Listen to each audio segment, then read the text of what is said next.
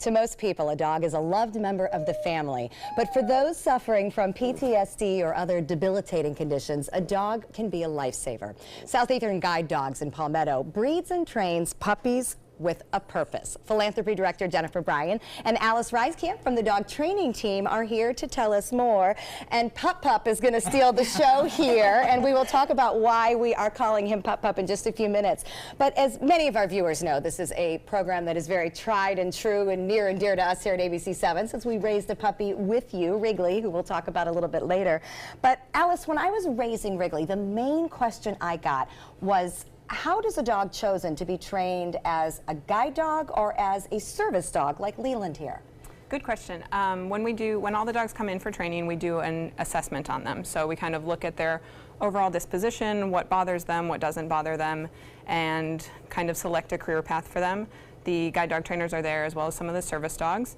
And we pick a few right at the very beginning to go straight to service dogs. Some of the calmer ones, just like Leland, good genetics for being a service dog. The other ones that get career change from the guide dog program for one reason or another will also be considered for service dog work. It's a slightly less demanding career, so lots of the dogs that don't make it in the guide dog program can also be considered for the service dog program. Obviously, though, the service dog still has an amazing responsibility Yes. to another human being. Tell us specifically what some of Leland's training skills are and what he does. So he does a lot of blocking space, creating space for veterans. They do a command called block, where the dog will stand in front of them and just kind of create that barrier. People don't usually walk through a dog. So if the person's feeling uncomfortable, they can put their dog in a block, and now they know nobody's going to get closer to me than this dog. The other thing they do is check and watch, which are where the dog will alert if someone's coming up. So watch, they look behind them, and the dog will wag their tail or kind of perk their ears up if somebody gets close. Check, you can send them around a corner into a room, and they'll again alert if somebody's there and kind of come back and say, hey, somebody's over there, be aware.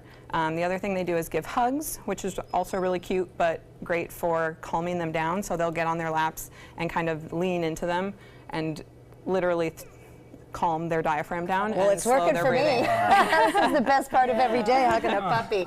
So Jennifer, tell us what this can mean to a veteran who is suffering from a myriad of different stressors. What does a service dog mean to them?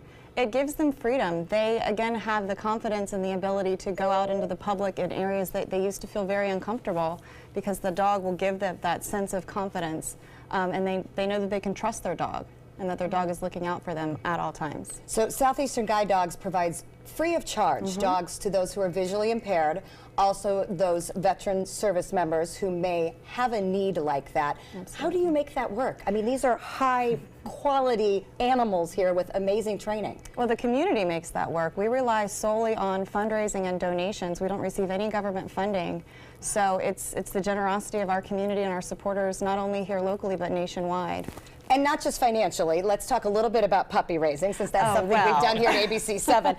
How do you not want to take one of these home? But yet you do need people to do it because it's a commitment. Absolutely. We need families, people to welcome the dog into their home, knowing that they do have to give them back. And it's all for the greater good. Once a puppy raiser experiences it, as you know, and then is able to see where the dog is placed and how the dog changes a life, whether it becomes a veteran service dog, whether it becomes a guide dog. And it's really neat to see the recipient of the dog speak with the family that raised the dog, and they just develop a bond and a connection that's just amazing. Does the puppy raiser go through training first? Yes. Because that scares me. Yeah, no. Well, and I'll speak to that. That's a big responsibility. As a puppy raiser, we are extremely well trained by Southeastern Guide Dogs on how to be a puppy raiser. And every puppy, like every child, is different. Here's the difference. When your kid does something you don't understand, there's no one to call. When the puppy does something you don't understand, I was on the phone in a minute. You know, hey, what do I do about this? What do I do about that? So the support is amazing. So this little guy is amazing too, but we're calling him Pup Pup because he's not yet named. Explain to us how naming works with Southeastern Guide Dogs. Our fundraisers will give us $5,000, and they then name the puppy. They can name it after a business. It's great marketing and PR, or they name them after loved ones. or if they just have a favorite name. He's got lipstick all I know, we're going to have to over call his you face. Maybelline, I think.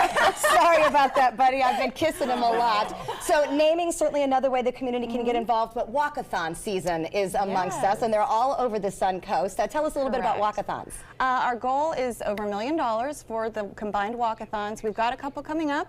One of them is this Saturday at Nathan Benderson Park. That also has a 5K at 7:30 in the morning, and then the walk takes place after that. And we have another one in Sarasota at Payne Park on April 21st. Walkathons are intended to be a fundraiser, however, it's free. People are encouraged to come, bring their dogs, meet other dogs. It's a great dog environment. I know even without being a puppy raiser, it's a lot of fun to go out and see all the pups and the kids. And just know that you are contributing to a really amazing cause to help the visually impaired and the veteran service dogs.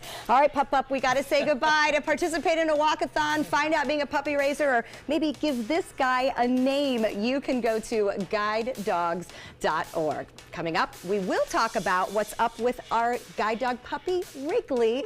But first, a funny friend from the Sarasota County Fair. I know you want to play with Wrigley, huh?